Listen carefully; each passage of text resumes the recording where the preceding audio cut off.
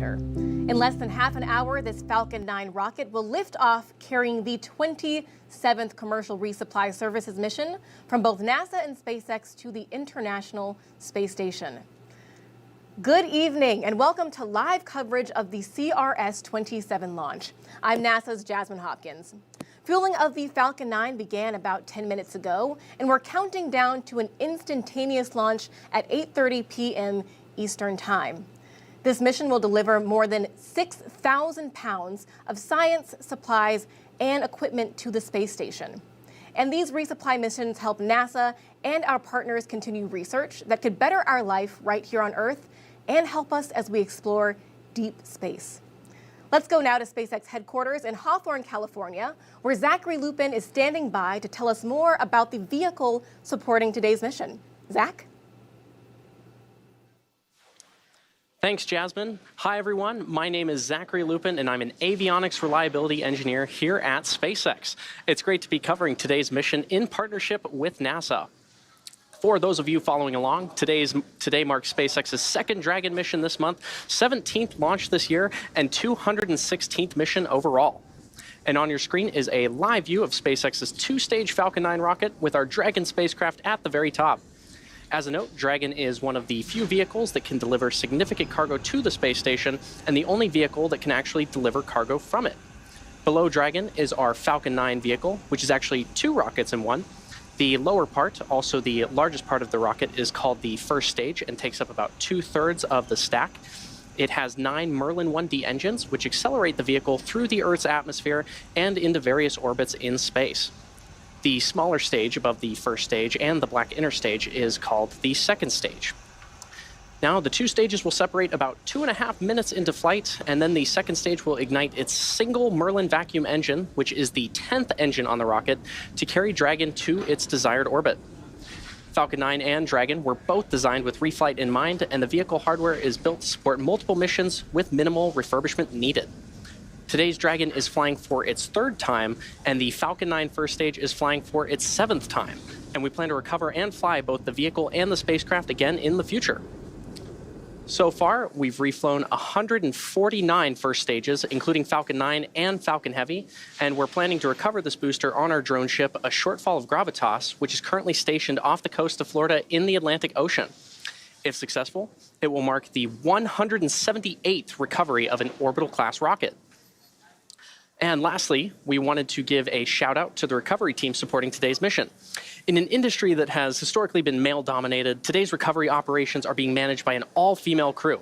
In fact, we believe it to be the first all-female crew for any kind of operation like this. And if it's not the first, then we're in great company, and you can see shots of the crew there.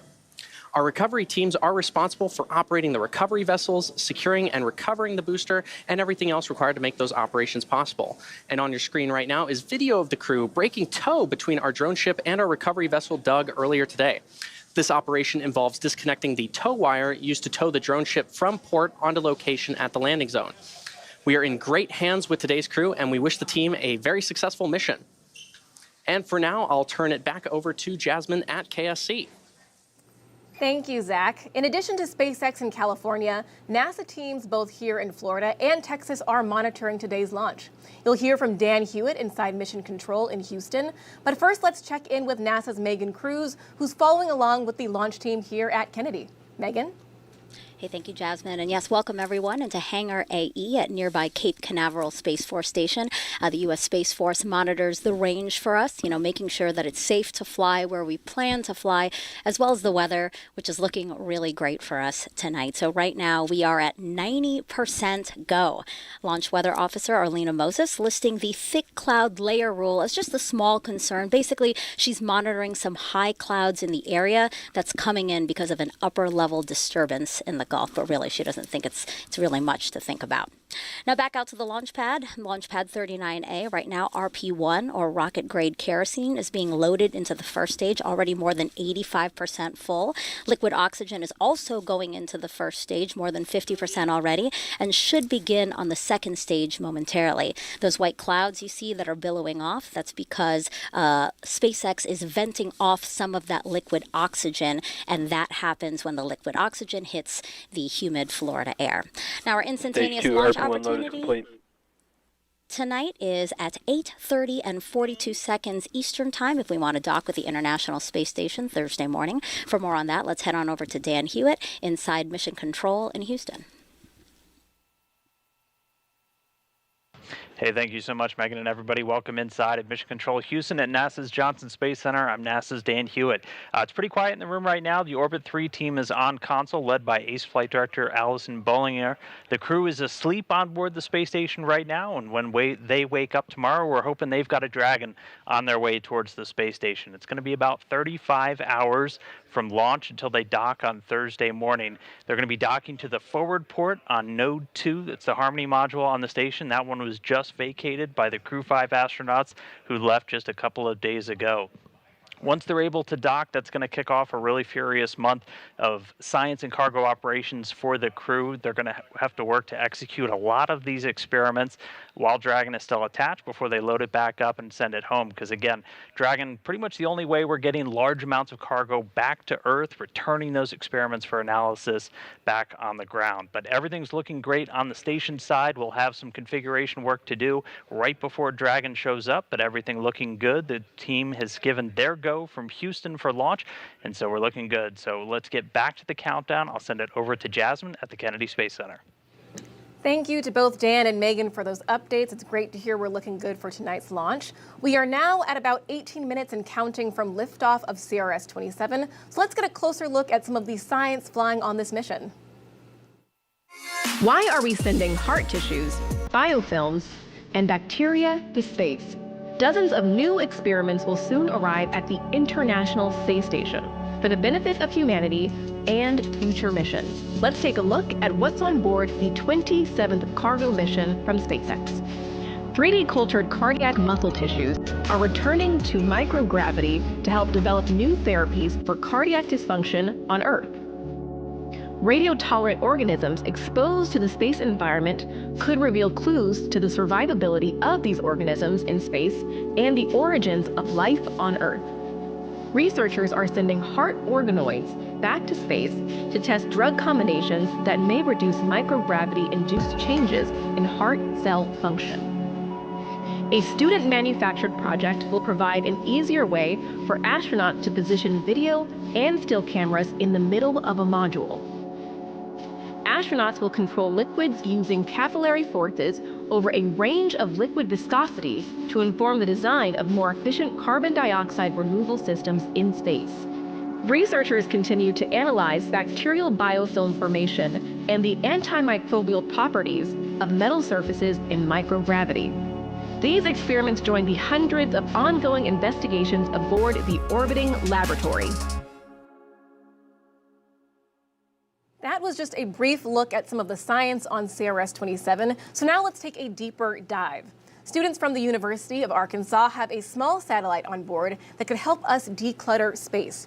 Joining us now to talk more about it is Samuel Cano, PhD student from the University of Arkansas. Welcome, Sam. Yeah, thanks for having me. Of course. So, Sam, your team is working on something that can get rid of what we know as space junk. How does it work?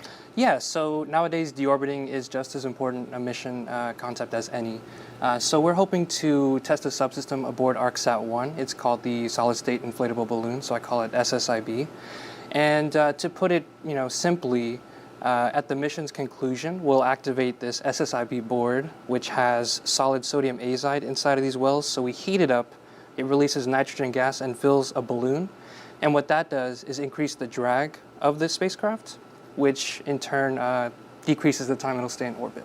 Wow, that's pretty complex, Sam. And you guys are packing a lot of science into this tiny space for the CubeSat. So ArcSat-1 is the first CubeSat selected by the CubeSat Launch Initiative from Arkansas, and their goal is to get all 50 states. That's very exciting. How do you feel being part of that first? It's amazing. I mean, it's twofold. So, from a technical standpoint, we have ArcSat-1 tonight, hopefully, and ArcSat-2 in the next year. And they're both technology demonstrators for ArcSat-3.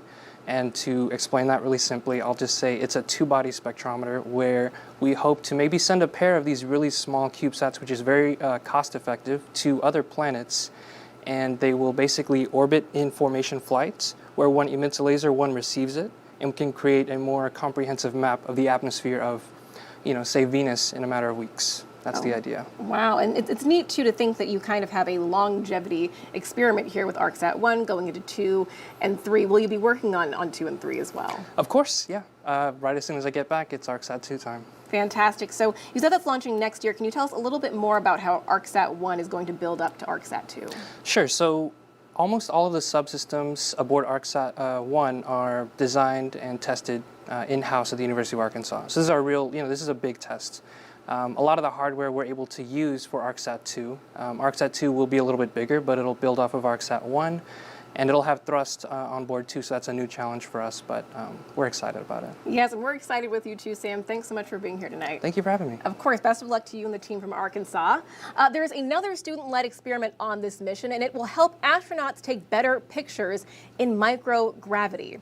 A team of high school and middle school students worked with NASA's HUNCH program to create a ball clamp monopod, and it's not your average selfie stick. In this experiment, a platform attaches to the space station handrail and is tested to hold a camera and track targets. The temporary stable platform is expected to make capturing images much easier and faster. All right, now we are at about T-minus 13 minutes and counting from liftoff of the 27th Commercial Resupply Services mission from both NASA and SpaceX to the International Space Station.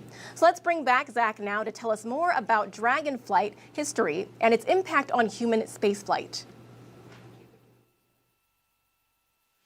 Thanks, Jasmine. As I mentioned previously, the Dragon supporting today's mission will be embarking on its third flight and will be joining the Crew 6 spacecraft already docked at the International Space Station.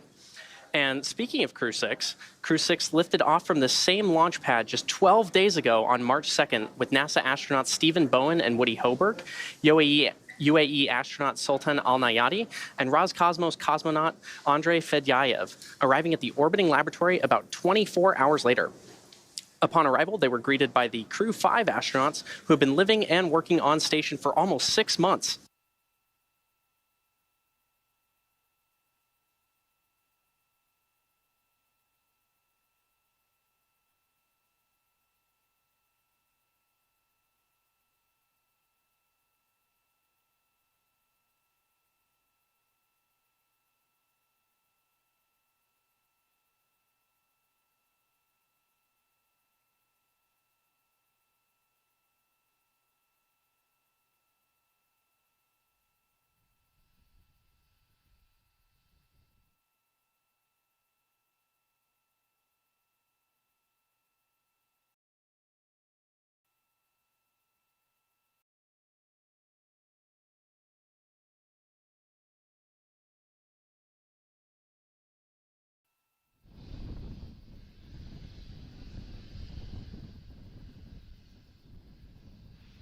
We are close to finding out which 4 astronauts will be among the first crew to lift off on the Artemis 2 mission.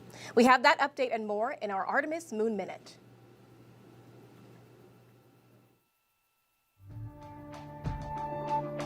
Right now, technicians at NASA's Michoud Assembly Facility are hard at work on our Space Launch System rocket for Artemis 2. They've moved the engine section to the bottom of the 212-foot tall core stage. And next, they'll add the RS-25 engines, which will help power our missions to the moon. On April 3rd, we'll find out which 4 astronauts will travel around the moon in the Orion spacecraft as part of Artemis 2. Artemis 2 builds on the success of the uncrewed Artemis 1 flight.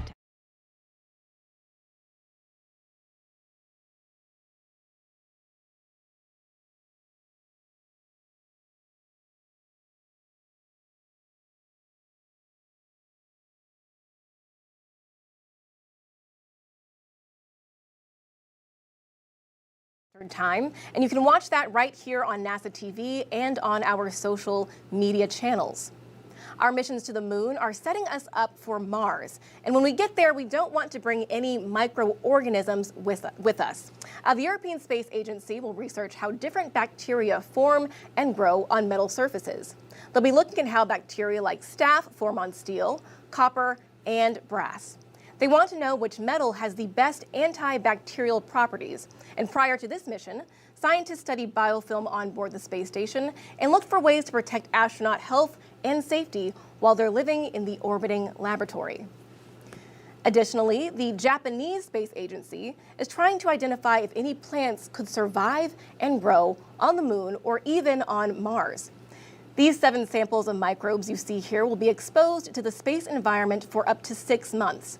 Then they'll come back to Earth to see if the spores can survive and grow, as well as their tolerance to UV light and conditions out in space.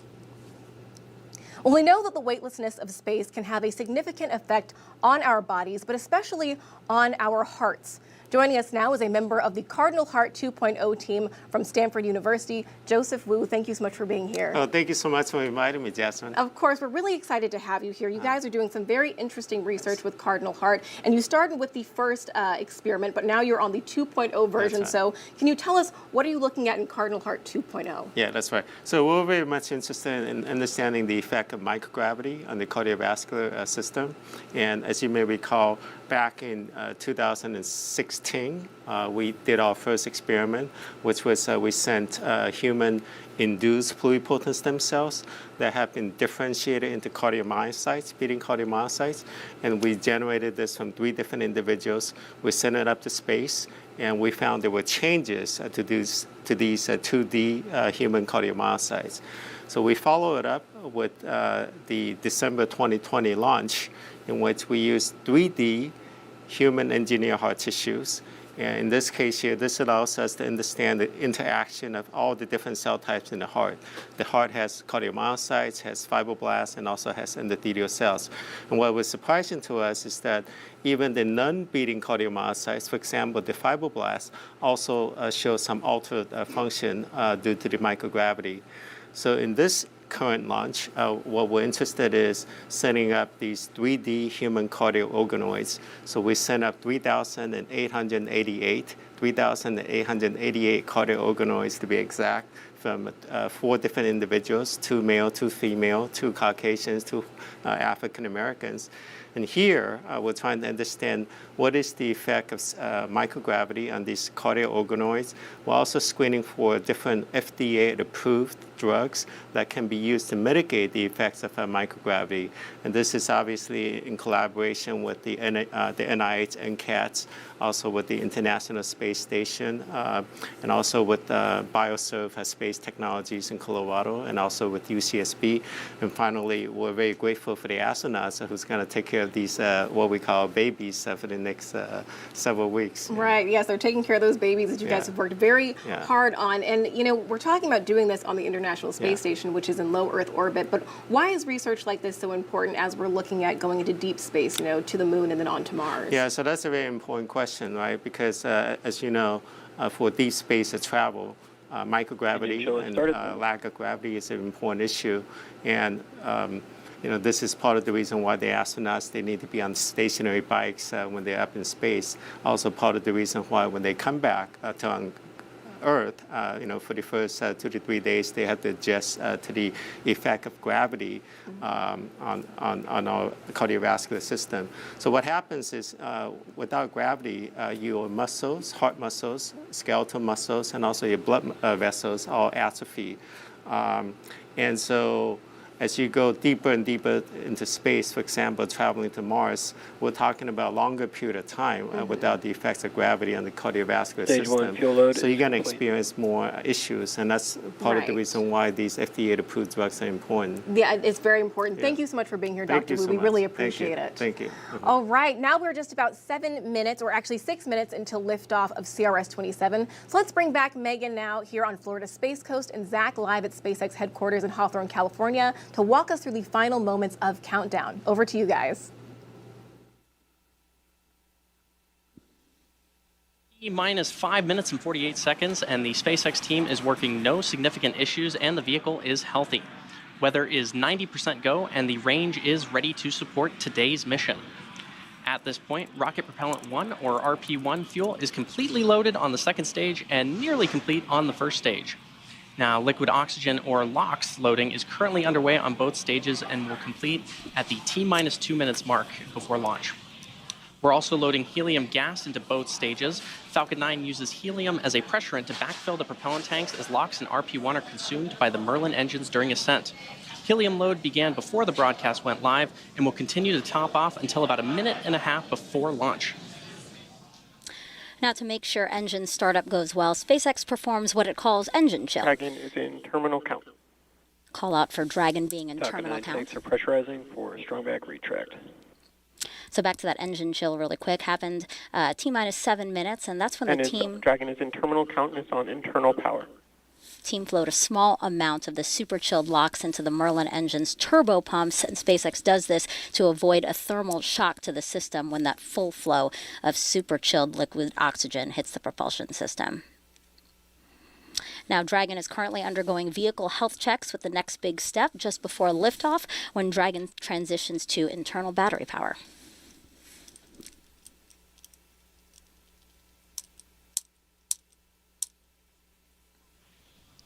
And in just about 10 seconds, we should see those clamp arms opening on the transporter erector.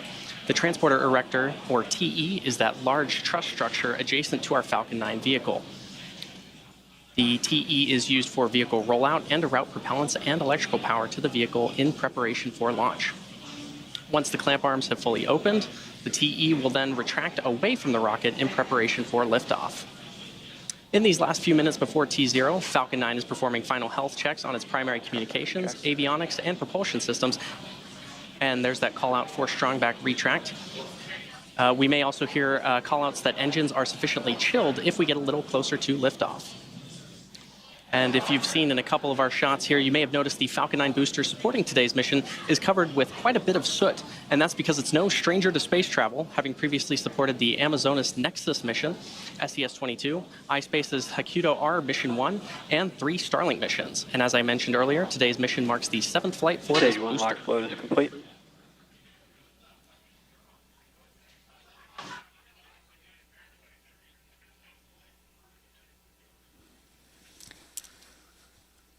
Now this launch will bring in just under 6,300 pounds of cargo, science, and supplies to the space station. One research project will study the effects of microgravity on the human heart, and a student project that will test ways to help astronauts better capture photos and videos while working on the space station. Dragon will be docked to the space station for about a month before returning home. And right around now, checkouts for the second stage thrust vector control actuators are underway. This is often referred to as an engine wiggle test. This is when SpaceX moves the thrust nozzles ever so slightly to make sure the guidance hardware is ready for flight. SpaceX will do the exact same checkouts on the first stage engines, but that happens just seconds before ignition.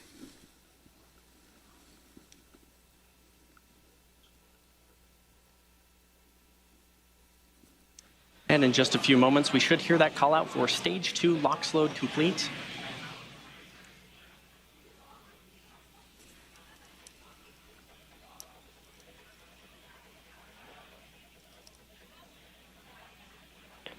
Stage 2 LOX load is complete. And there's that call out. And this will wrap up propellant loading for Dragon both stages in of auto the Falcon 9. Dragon is also performing its final health checks to make sure all the vehicle's primary systems are ready for its rendezvous with the International Space Station. And you may have noticed some white clouds around the vehicle, but that's actually quite normal. Those clouds you see are the chilled gas above the LOX tank liquid surface that we vent overboard to maintain pressure in the tank as needed. And when that gas comes out into contact with the warm, humid Florida air, the air condenses into clouds and water. Now in just about 5 seconds, Dragon transitions to internal power. Falcon 9 computers will enter startup mode, which is when the Falcon 9 Falcon flight 9 is in computers... startup. There you go. Dragon is in countdown. Is when the Falcon 9 flight computers take control of the countdown and will guide the rocket through the last seconds before liftoff. Go for launch. All right, both stages are now pressurizing for launch. At launch, the International Space Station will be over the Indian Ocean, south of India, at an altitude of 261 statute miles. T-minus 30 seconds. Counting down for NASA and SpaceX's 27th commercial resupply mission.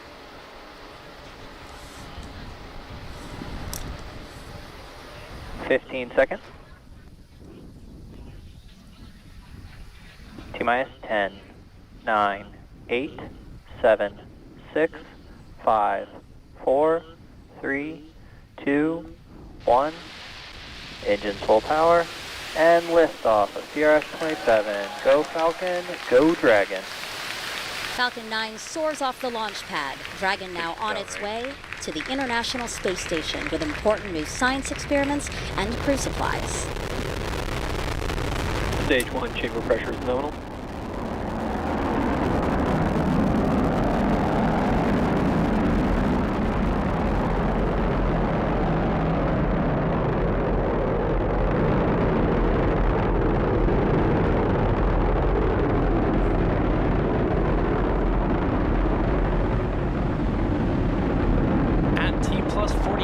Falcon 9 has successfully lifted off from historic Launch Complex 39A in Florida. We're now coming up on our max Q in about 20 seconds or so, which is the point of maximum aerodynamic pressure the vehicle will go through during its flight. Sonic.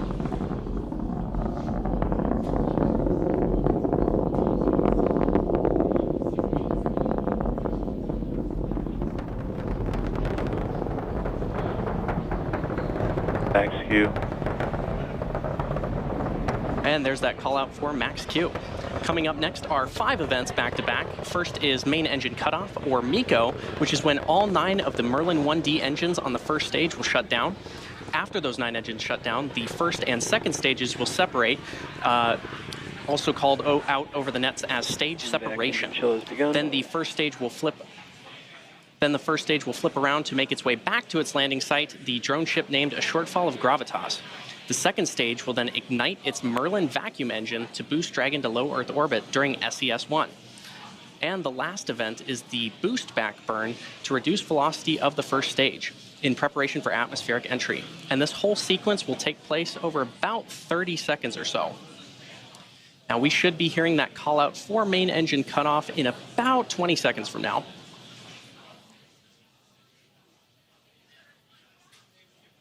Wonderful tracking shot of our rocket.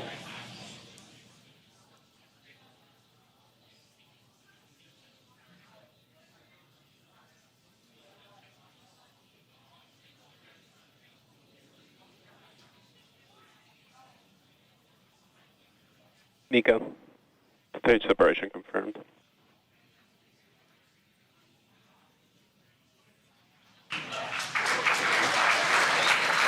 Back ignition. Stage 1 boost back startup. And there's all of those callouts for those milestones. So we had MECO, stage separation, a stage 1 flip, second engine start 1, and the start of the partial boost back burn. While a boost back burn is normally performed in order to return the first stage to one of our landing zones, here we are just performing a partial boost back. This shortened burn, possible due to payload weight, will allow us to recover the Falcon 9 booster much closer to the coast and shorten the drone ship's journey back to shore by about 1.5 to 2 days. Stage 1 boost back shutdown. And there's confirmation of boost back shutdown. If you're just tuning in, you're watching a live webcast for the 27th commercial resupply mission to the International Space Station for NASA. This is SpaceX's 17th mission for 2023 and the second Dragon flight to the International Space Station this year. We lifted off from Kennedy Space Center's historic Launch Complex 39A just about 3 minutes and 45 seconds ago. On the left side of your screen is the Falcon 9 first stage that is making its way back to Earth, and on the right side is the second stage. The second stage, and you can see that MVAC engine there. As a reminder, today's mission marks the 7th flight for this Falcon 9 booster, which previously supported the Amazonas Nexus mission, SES-22, iSpace's Hakuto R Mission 1, and 3 Starlink missions. Now, in order to make its way back to our drone ship, a shortfall of gravitas, it has 2 more burns to execute. The first is the entry burn, where 3 of the Merlin engines, engines 1, 5, and 9, will reignite. This helps to slow the stage down as it re-enters the upper part of the Earth's atmosphere.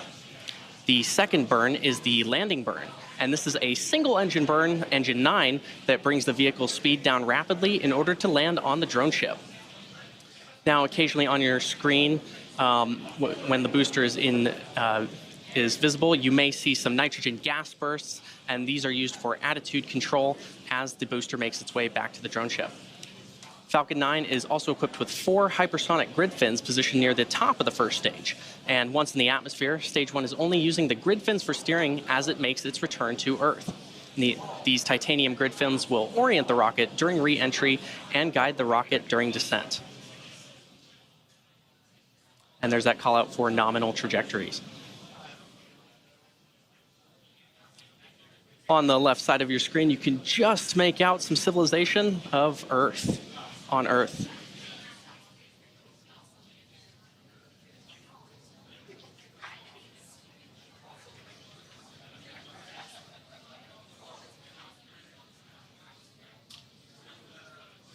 In just about 8 seconds from now, we should see that first stage entry burn begin.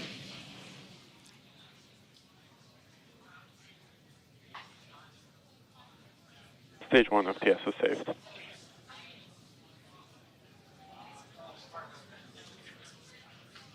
Right now, Stage on the 1, right entry side of your burn, screen, you startup. can currently see that. You can currently see Stage 2, and there's confirmation of first stage entry burn startup, and probably saw it as well. Again, this is the first of 2 burns that the booster performs before landing on the drone ship. Stage 1, entry burn, shutdown.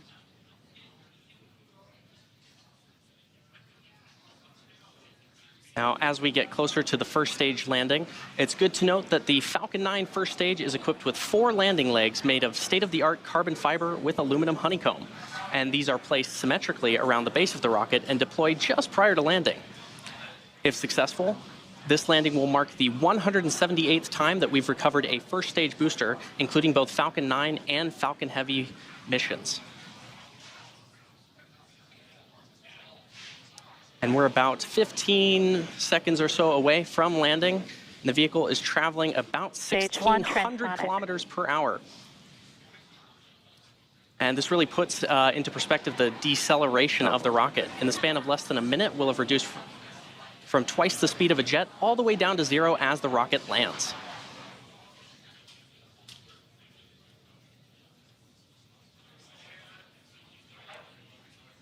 Stage 1, landing burn. And there's the start of that first stage landing burn on the left side of your screen.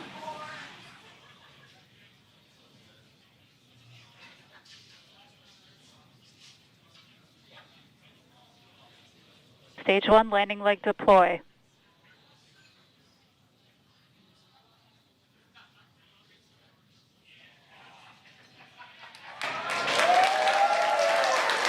And there you saw the Falcon 9 first stage successfully Stage 1 land, and you landing can probably confirmed. hear the cheering behind me. The Falcon 9 first stage that supported today's mission landed for the 7th time, having previously supported Amazonas Nexus, SES-22, iSpace's Hakuto R Mission 1, and 3 Starlink missions. Today's landing also marks the 178th successful landing for an orbital-class rocket. As mentioned previously, today's recovery operations are being managed by an all-female recovery team, and this is a really cool moment for the industry and Stage 2 SpaceX. FTS is saved. There's that call out that Stage 2 FTS is saved. And we should have second stage engine cutoff here shortly.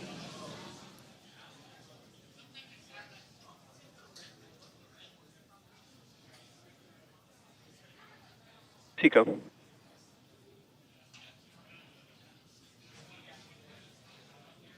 There's that call out of SECO. Nominal orbit insertion. And there's the key call out of nominal orbital insertion. At T+9 minutes into the mission, we are coming up on the last major task for Stage 2, commanding separation of Dragon a couple minutes from now. We expect to have video of Dragon separation from the top of the second stage, which looks into the trunk. CRS-27 will be joining the Crew 6 vehicle, currently on orbit, so we'll be back to having 2 Dragon spacecraft docked at the International Space Station. Expected loss of signal, Cape. As for cargo, today we will be delivering more than 6,000 pounds of science, research, crew supplies, and vehicle hardware to the orbital laboratory and its crew. To date, SpaceX has sent and brought back over 270,000 pounds of crew and cargo to and from the space station.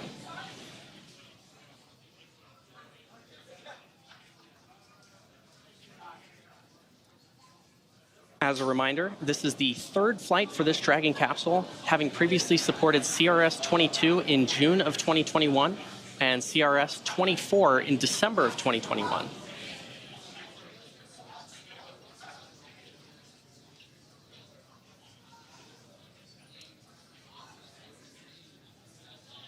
Once the Dragon capsule jettisons from the second stage, it has 16 Draco thrusters, each with the capability to deliver 90 pounds of force, and those will be used for maneuvering.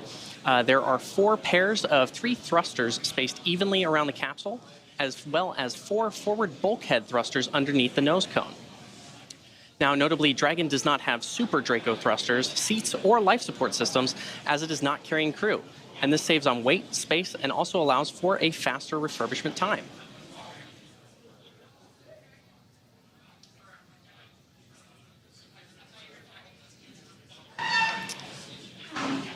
And while initial designs of Dragon carried solar arrays extended outward from the trunk, the cylindrical structure located directly behind the Dragon capsule, the current Dragon has these arrays fixed directly to the trunk. And you may see at some point both a light and dark side of the trunk.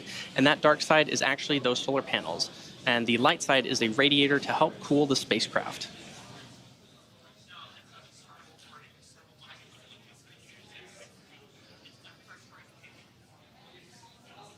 And once the Dragon capsule reaches the ISS, it will be able to autonomously dock using its navigation sensors, centerline camera, and light detection and ranging equipment.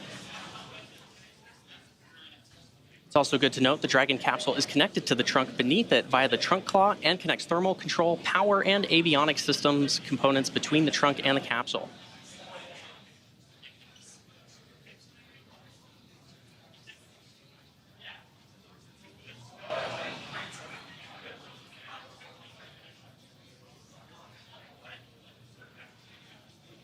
And if you're just joining us, you're watching a live view of Dragon successfully disconnecting from the second stage, heading to the International Space Station. This is the 27th commercial resupply mission to the International Space Station for NASA. This is SpaceX's 17th mission this year and second Dragon flight to station for 2023. We lifted off about 12 minutes and 23 seconds ago from Kennedy Space Center at Historic Launch Complex 39A. And there you can see Dragon slowly drifting away from the second stage. The next milestone coming up is the nose cone opening sequence, which protects the docking ring and navigation sensors. And that's going to do it for me here in Hawthorne, so I'm going to throw it back over to Dan in Houston. Hey, thank you so much, Zach, and hello everyone once again from Mission Control Houston. Great to see another Dragon on orbit. You've got a happy team here in Mission Control, and we'll have a happy crew of 7 astronauts and cosmonauts on board the space station when they wake up tomorrow with Dragon now on its way. As Zach said, the next milestone that we're going to be keeping an eye out for is going to be the nose cone open. This takes a couple of minutes, and that's to open the nose cone, so it's exactly what it sounds like. It's at the very top or the nose part of Dragon, and that's going to slowly open up to reveal a couple of different components. That nose cone stays closed during the flight up to orbit, just to protect some of those more sensitive instruments from the thermal and aerodynamic loads that Dragon's experiencing on its ride uphill. Once it opens up, we're going to be revealing a couple of different things, including some propulsion elements, primarily 4 forward bulkhead Draco thrusters. Those are the primary thrusters that Dragon is going to be using for its major delta velocity burn. So those are just firings of the engines to gradually raise its orbit as it gets closer and closer to the space station.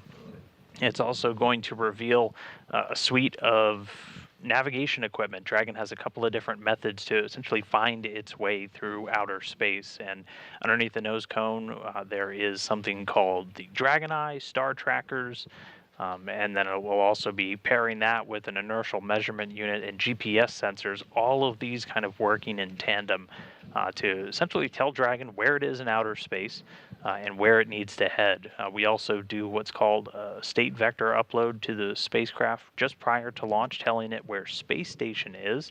And then once it gets closer, we'll have what's called relative GPS systems that will be able to talk to each other between Dragon and space station, just as they start talking to each other, let them know where they are.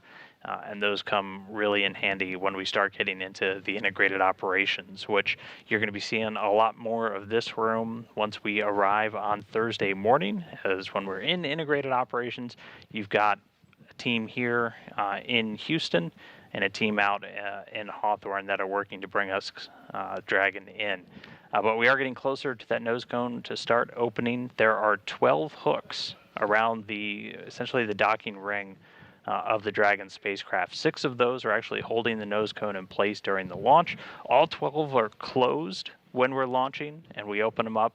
If you've watched any of the previous crew missions or even the cargo missions, we do them in 2 different sets, 2 sets of 6.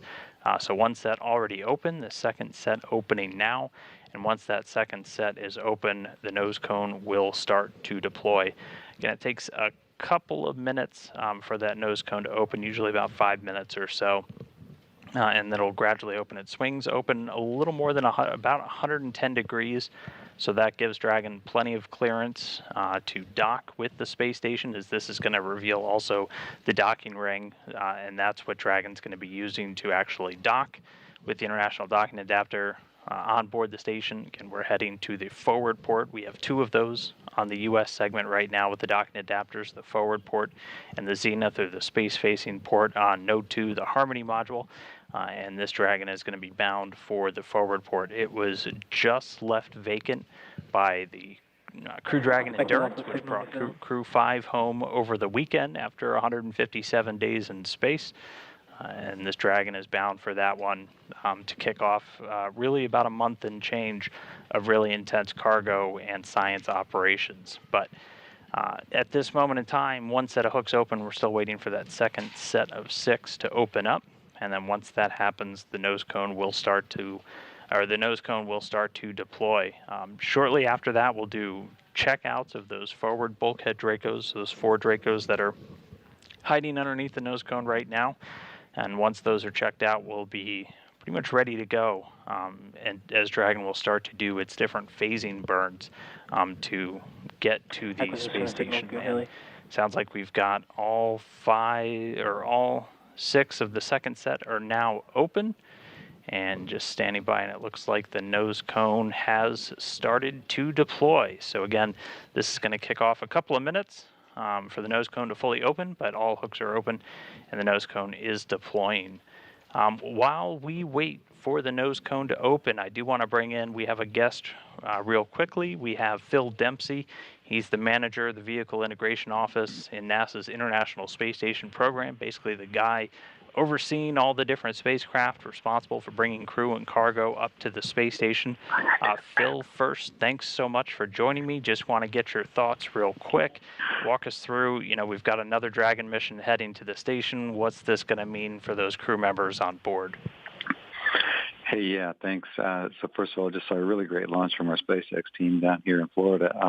Getting a new Dragon is really exciting for the crew for a couple of reasons. First, like you just kind of mentioned, these cargo missions are really action-packed times for the crew. It starts when they dock Thursday morning. We're just getting into the vehicle, getting critical research out and into its location on the ISS. Then the crew does some standard cargo ops and payload moves across this 30-day mission. But while they're doing that, they're also doing critical research that actually has to be completed during the dock mission in order to get those results back down on that same vehicle when it comes down a little over 30 days after it goes up. Then it's time to get it repacked with hardware. Additionally, these cargo missions are the few chances we have to get fresh or refrigerated food up to the crew. So, we get them a little taste of home.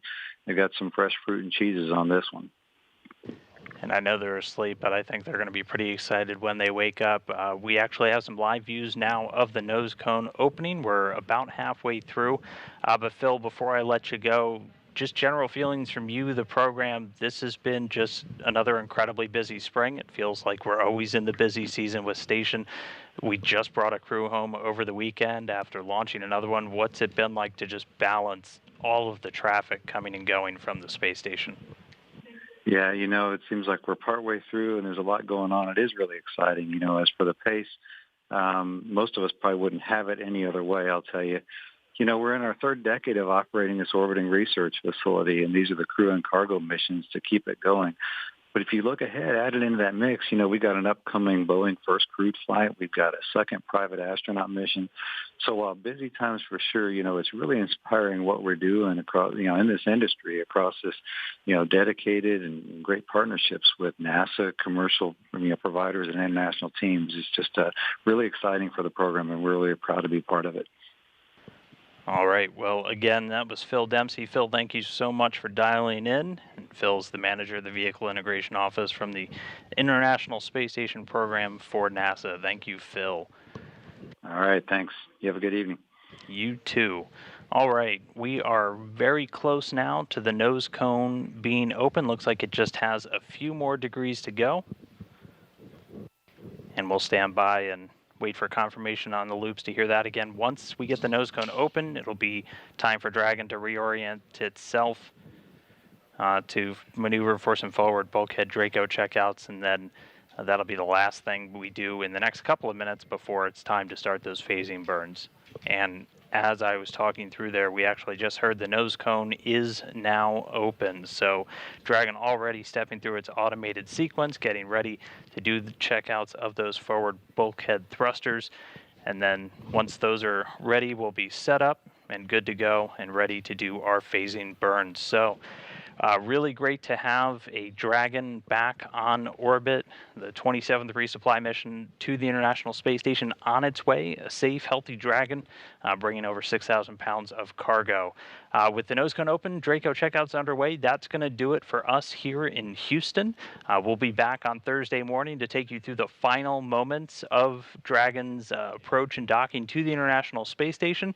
But with everything successful today, I'm going to send it back to close things out to Jasmine at the Kennedy Space Center. Jasmine. Thanks so much, Dan. Another beautiful launch from the Space Coast this evening. That's going to wrap up our coverage for the launch of the 27th Commercial Resupply Services mission from NASA and SpaceX. Dragon is now on its way to dock to the International Space Station Thursday at 7:52 a.m. Eastern Time. And we'll have live coverage of that at 6:15 a.m. on NASA TV and on nasa.gov/live. Thanks again for joining us, and we'll leave you with a replay of today's launch. But until next time, go NASA, go SpaceX, and go CRS-27. 15 seconds. T-minus 10, 9, 8, 7, 6, 5, 4, 3, 2, 1. Engines full power. And liftoff of CRS-27. Go Falcon, go Dragon. Falcon 9 soars off the launch pad. Dragon now on its way to the International Space Station with important new science experiments and crew supplies. Stage 1 chamber pressure is nominal.